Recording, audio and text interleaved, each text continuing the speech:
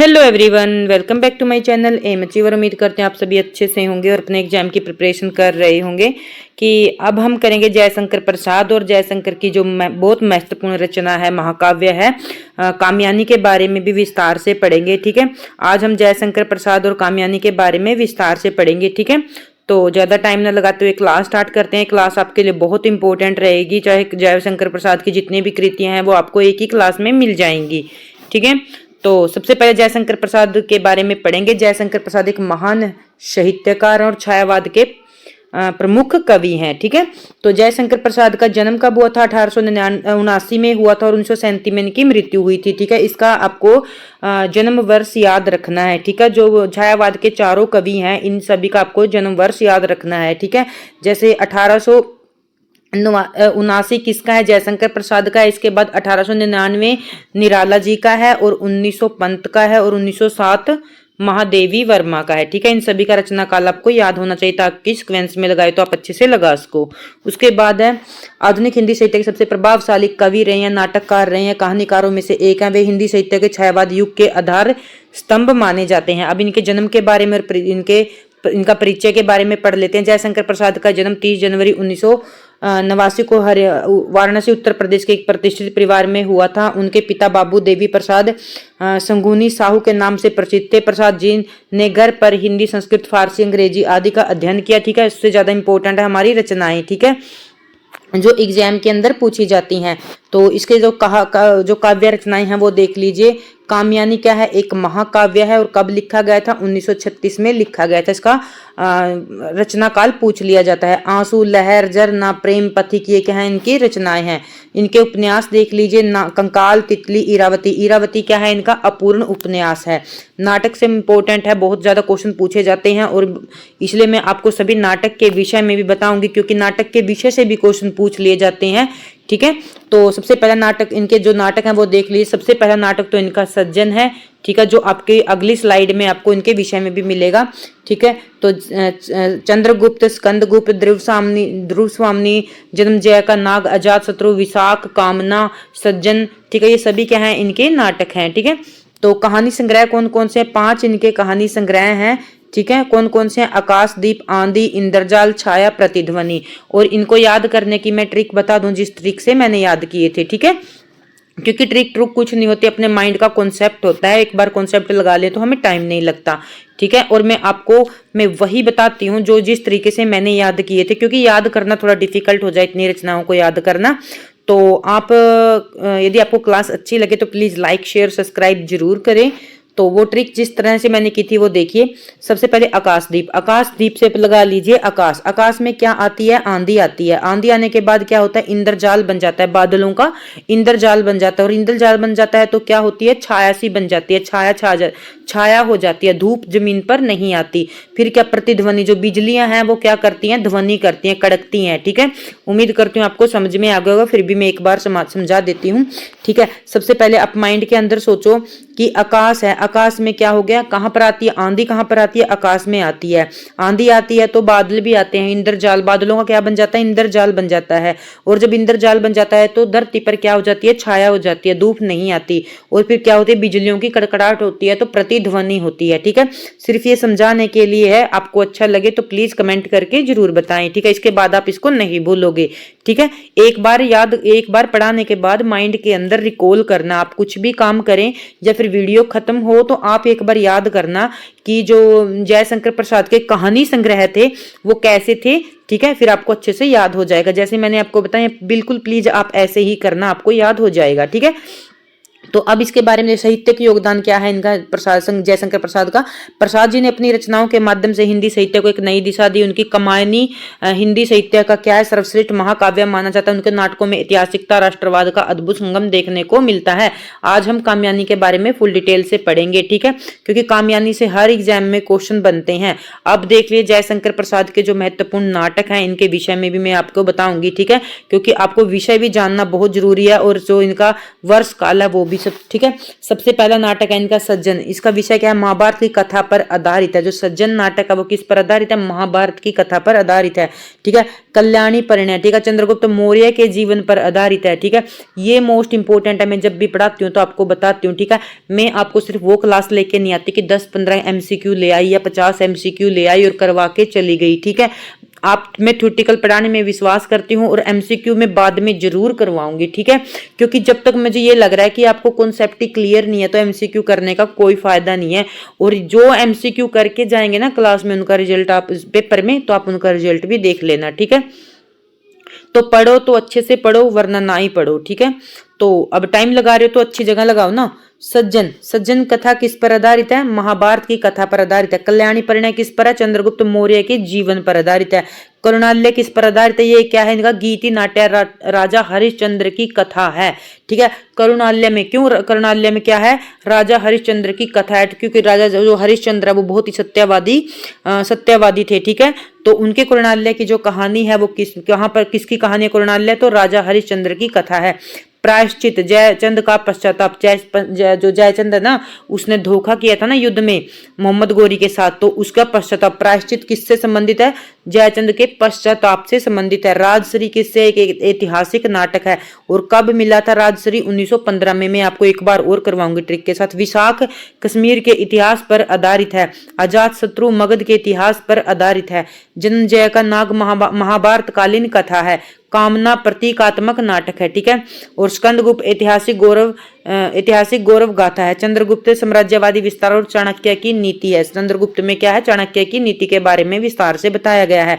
ध्रुव स्वामी नारी अधिकारों पर केंद्रित ऐतिहासिक नाटक, बहुत ही इंपॉर्टेंट नाटक है। कभी समय मिले तो आप इसको जरूर पढ़ना, ठीक है।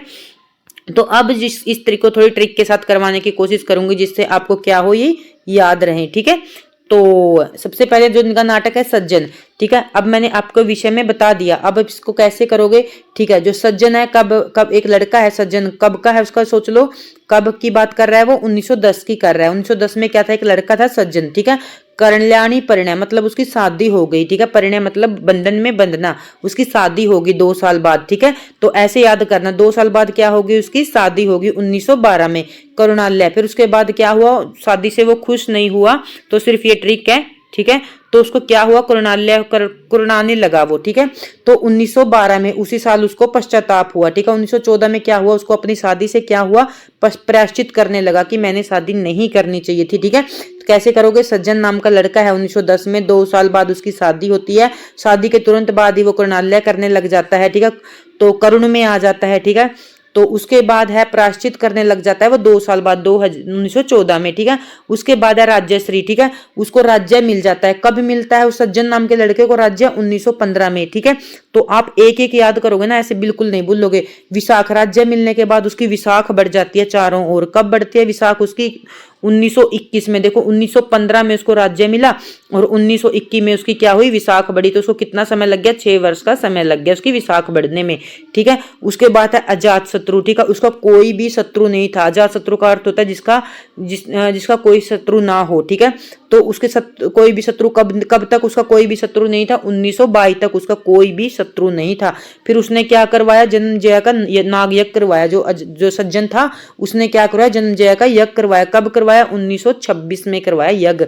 और 1927 में यज्ञ करवाते ही उनकी 1927 में क्या हो गई? 1 साल में ही उनकी कामना कंप्लीट हो गई। उसके बाद इन तीनों बहुत ही फेमस है। 1928 इसका स्कंदगुप्त और चंद्रगुप्त है 1931। और उसके बाद ध्रुव स्वामी 1933। इनको स्टार लगा लो, आपने बिल्कुल नहीं भूलना, क्योंकि जयशंकर प्रसाद हैं, इसके नाटकों को सीक्वेंस में लगवाया लिया जाता है एग्जाम के अंदर, ठीक है। मैं आपके साथ इतना समझाया है, किस लिए समझाया? जब भी आपको अब नाटक सीक्वेंस में लगवाने के लिए आ जाए तो आप सज्जन नाम के लड़के की कहानी याद कर लेना, उसके बाद आप नहीं भूलोगे, ठीक है।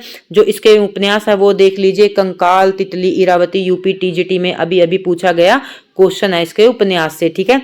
तो इसके उपन्यास कौन से? कंकाल। अब कंकाल का विषय देख ले, धर्म, समाज और ढोंगी मान्यताओं का पर्दाफाश, ठीक है। इसमें क्या किया गया है, धर्म समाज और ढोंगी मान्यताओं का पर्दाफाश किया गया है। तितली, ग्रामीण जीवन और कृषि समस्या का यथार्थ चित्रण किया गया है। तितली का विषय क्या है, जो ग्रामीण जीवन और कृषक, जो किसानों की समस्या है उनका क्या किया, यथार्थ मतलब वास्तविक चित्रण किया गया है। इरावती, इरावती इनका अपूर्ण नाटक है, ठीक है, ऐतिहासिक पृष्ठभूमि पर आधारित है, ठीक है। तो उसके बाद है कहानी संग्रह। तो कहानी संग्रह मैंने आपको याद करवा दिया, ज्यादा टाइम नहीं लगाएंगे। छाया, प्रतिध्वनि, आकाशदीप, आंधी और इंद्रजाल, ठीक है। तो उसके बाद आता है हमारा कमायनी, ठीक है, मोस्ट इंपोर्टेंट है, ठीक है। तो आप इसको बहुत ध्यान से समझेंगे क्योंकि हर एग्जाम में इससे क्वेश्चन पूछा ही जाता है, ठीक है। कमायनी हिंदी साहित्य की छायावादी युग की सर्वश्रेष्ठ रचना है। इसके रचयिता आप जानते हैं जयशंकर प्रसाद। इसे न केवल ही छायावाद का बल्कि आधुनिक हिंदी साहित्य का एक कालजयी महाकाव्य माना जाता है। इसका प्रकाशन वर्ष देख लीजिए 1936 प्रकाशित। यह कृति किस पर आधारित है, ये मानवीय चेतना के विकास, मन्नू के संघर्ष और श्रद्धा को समर्पण की गाथा है, ठीक है। उसके बाद कमायनी की पृष्ठभूमि, ठीक है, कमायनी का आधार क्या है, ठीक है। कमायनी का आधार है, किसके आधार पर लिखी गई है, सतपथ ब्राह्मण की पौराणिक कथा का इसका क्या है, आधार है, ठीक है। जब भी आपसे कोई भी एग्जाम दो, आप नेट तक का भी दो, ठीक है, यदि आपसे पूछ लेंगे कमायनी का आधार कौन सा ग्रंथ है, पौराणिक ग्रंथ है, तो सतपथ ब्राह्मण ग्रंथ है, ठीक है। मैं आपको हर चीज डिटेल से पढ़ा रही हूँ, चाहे समय जरूर लग गया हो। इसमें कथा किसके आधार पर है, जिसमें जल प्लावन, जो प्रलय आ जाती है, उसके बाद मन्नू और श्रद्धा के बीच मिलन से सृष्टि के पुनर्निर्माण की कहानी का वर्ण है। कमायनी में किसका वर्ण है, जब प्रलय आने के बाद मन्नू और श्रद्धा के मिलने से सृष्टि का पुनर्निर्माण की कहानी वर्णित है। प्रसाद जी ने इस पुरानी कथा को दार्शनिक और मनोवैज्ञानिक आधार प्रस्तुत किया है। इसके जो मुख्य पात्र हैं पूछ लिए जाते हैं एग्जाम में, देख लीजिए। मन्नू क्या है, यह मानव जाति का प्रतीक है, वह मन का प्रतीक है। मन्नू किसका प्रतीक है, मन का प्रतीक है। पूछ ले, मन से मन और मनु, ही तो बहुत इजी है। जो विवेक और भावनाओं के बीच संघर्ष करते हैं। श्रद्धा हृदय की प्रतीक है, तो आप इसको भी ऐसे भी याद रख सकते हैं। हमारा श्रद्धा कहां पर होती है, भगवान के लिए हमारे मन में श्रद्धा होती है तो हमारे हृदय में होती है, ठीक है। वे मनु को निराशा से निकालकर आशा की ओर ले जाती है। ईड़ा यह बुद्धि का प्रतीक है, ठीक है। ईड़ा किसका प्रतीक है, ईड़ा बुद्धि और तर्क शक्ति का प्रतीक है, ठीक है। तर्क शक्ति हमारी बुद्धि में ही होगी ना। वो मनु को तार्किक मार्ग कर्म दिखाती है। कुमार को न मनु और श्रद्धा की क्या है, संतान है, जो भविष्य की आशा और मानवता का प्रतीक है। देखने में कुमार आपको इजी लगेगा, बट एक बार हमारी बातचीत हो रही थी तो एक लड़की ये क्वेश्चन गलत करके आ गई थी, क्योंकि वो 3 पात्र को तो बहुत अच्छे से करके चली गई थी, वो कुमार के बारे में उन्होंने नहीं पढ़ा, तो इसलिए उसका गलत हो गया था। कुमार कौन था, वो क्या था, मनु और श्रद्धा की संतान थी, पुत्र था, ठीक है। उसके बाद कमायनी के सर्ग, जो मोस्ट इंपोर्टेंट है, ठीक है। यदि आप मेरे सब्सक्राइबर और क्लास रेगुलर देख रहे हो, ठीक है, तो मैं आपको ये जोर देके बात कहना चाहूंगी कि इसके सर्ग को एक बार लिख के जरूर देखना सीक्वेंस के अंदर, ठीक है। आज नहीं तो कल जब भी आप कॉम्पिटिटिव एग्जाम में जाओगे तो आपसे पूछा जरूर जाएगा। जो कामयानी में कितने सर्ग हैं, 15 सर्ग हैं, और प्रिय प्रवास में कितने सर्ग हैं, 17 सर्ग हैं। मैं हर बार आपको बताती हूँ ताकि आप भूलो मत, ठीक है। प्रिय प्रवास में 15 सर्ग हैं और कामयानी में कितने सर्ग हैं, 15 सर्ग हैं, ठीक है। तो सबसे पहले देख लीजिए इसका सबसे पहला सर्ग कौन सा है, और इसका विषय भी साथ में लेके आई हूं मैं। चिंता इसका पहला सर्ग है। प्रलय के बाद मन्नू की निराशा, ठीक है, उसको चिंता हो जाती है। आशा, जीवन की एक नई किरण आती है। जब वो प्रलय के बाद सारी सृष्टि खत्म हो जाती है तो उसके बाद इंसान के मन में क्या जागती है, आशा जागती है, ठीक है। यहाँ तक तो आपको 7 तक तो बिल्कुल इजी है, बिल्कुल भी इजी, आपको याद, कोई ट्रिक की भी जरूरत नहीं है। सबसे पहले इंसान को क्या होती है, चिंता होती है, फिर आशा होती है। आशा आती है तो हमारे मन में भगवान के लिए श्रद्धा जागती है। काम, वासना, लज्जा तीनों ही एक साथ हैं, ठीक है। तो इनको भी आपने अच्छे से याद रखना है, ठीक है। तो आप जैसे मैंने याद किए थे, मैंने तो ऐसे ही किए थे। देखो, चिंता होती है, चिंता के बाद हमें क्या मिलती है, आशा मिलती है। आशा मिलने के बाद हमारे मन में क्या आती है, श्रद्धा आती है, ठीक है। तो ये तीनों तो एक साथ याद कर लो, चिंता, आशा, श्रद्धा, ठीक है। चिंता, आशा, श्रद्धा, जो भी काम आप दिन में आप क्लास बंद होने के बाद याद करोगे, ठीक है। चिंता, आशा, श्रद्धा, ठीक है। फिर इन तीनों के बाद तीनों सिमिलर हैं, देखो, काम, वासना, लज्जा, ठीक है। काम, वासना, लज्जा, इन 6 के तो मैं कभी नहीं भूलती, ठीक है। तो मैंने ऐसे ही याद किए थे, काम, वासना, लज्जा, ठीक है। तो इनको एक साथ करेंगे, उनको एक साथ करेंगे, ठीक है। तो आपने इनके विषय में पढ़ लीजिए। काम क्या है, प्रेम का उदय हुआ। फिर वासना संसारिक मोह है। लज्जा क्या है, नारी का संकोच है। कर्म क्या है, पुरुषार्थ का महत्व है। ईशा क्या है, मनु का ईर्ष्या क्या है, मनु के मन में द्वंद चल रहा है। ईड़ा क्या है, बुद्धि का उदय हुआ। स्वप्न क्या है, कल्पनाओं का जाल है। ठीक है, तो मैं आपको ये कह रही हूँ इसको सीक्वेंस में करना है। ठीक है, संघर्ष, आंतरिक और बाह्य द्वंद, निर्वेद वैराग्य की ओर प्रस्थान।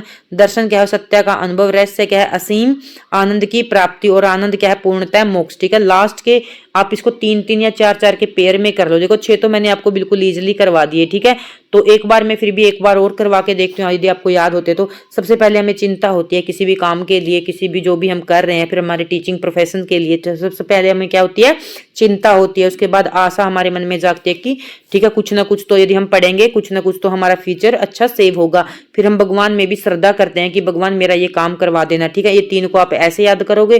फिर क्या होता है, काम, वासना, लज्जा, ये क्या होती है, शारीरिक पूर्ति होती है। ठीक है, आप इसको ये मान लो। ठीक है, काम, वासना, लज्जा। ठीक है, उसके बाद होता है काम, वासना, लज्जा के बाद होता है कर्म। हमें अपना कर्म करना चाहिए, किसी से ईर्ष्या नहीं करनी चाहिए। ठीक है, मैंने 7 और 8 को ऐसे ही किया था कि हम अपना कर्म करते चलेंगे, हम किसी से ईर्ष्या नहीं करेंगे। ठीक है, ईड़ा, हमारी बुद्धि हमारे साथ है, सबकी बुद्धि क्या है, अपने साथ है। ठीक है, तो आप उम्मीद करती हूँ आपको 8 ऐसे के ऐसे याद हो गए हो। किसी कर्म करो, ईर्ष्या मत करो, बुद्धि का प्रयोग, बुद्धि का उदय, अपनी बुद्धि का प्रयोग करो। उसके बाद है स्वप्न। जब भी हम कोई अच्छा, अब आप एस्टेट का एग्जाम दे रहे हैं तो आप यही सोच रहे हैं कि हमारा पेपर अच्छा हो, तो हम क्या करते हैं, स्वप्न देखते हैं। ठीक है, उस एग्जाम के फल होने के लिए क्या कर रहे हैं, संघर्ष कर रहे हैं। ठीक है, निर्वेद कर रहे हैं। ठीक है, तो स्वप्न, संघर्ष, निर्वेद ऐसे हो गया। सत्य, रहस्य और आनंद, इन तीनों को आप अच्छे से कर लेना। ठीक है, सत्य, रहस्य, आनंद। ठीक है, तो जब क्या होता है, दर्शन करते हैं हम, रहस्य करते हैं, तो हमें बाद में क्या मिलता है, आनंद मिलता है। इस तरह आप इसको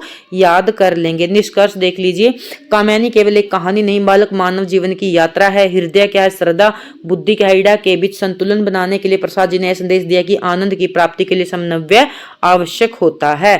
ठीक है, उम्मीद करती हूँ आपको अच्छे से समझ में आ गया होगा। ठीक है, और जो रह गया है मैं आपको वो भी अच्छे से बता देती हूँ। ठीक है, तो हम इसके अंदर है, तो जो यदि आपसे कभी पूछ लिया जाए तो कामायनी है, इसका रस क्या है। ठीक है, इस महाकाव्य का, तो इसके अंदर कौन सा रस है, शांत रस है। ठीक है, इसका अंगी रस कौन सा है, शांत है। ठीक है, और इसमें जो दर्शन है वो कौन सा, आनंद, आनंदवाद है। ठीक है, आनंद क्या है, आनंदवाद इसका क्या है, दर्शन है। ठीक है, और महाकाव्य है, ये मैंने आपको करवा दिया। सर्ग इसके कितने हैं, 15, ये आपने पढ़ी लिए, 15 सर्ग हैं। ठीक है, और इसमें कौन सा, तुकांत छंद है। ठीक है, कौन सा छंद है, तुकांत छंद है। ठीक है, उम्मीद करती हूँ आपको अच्छे से याद हो गया। तुकांत ना मिले तो ताड़क कर देना। ठीक है, ताड़क क्या है, इसमें छंद है। ठीक है, उम्मीद करती हूँ आपको क्लास पसंद आए तो प्लीज लाइक शेयर जरूर करके जाएं, और यदि आपको ना आए तो प्लीज फिर भी कमेंट करके जरूर बताएं कि क्या गलती थी, क्या कमी थी। ठीक है, thank you watching my video.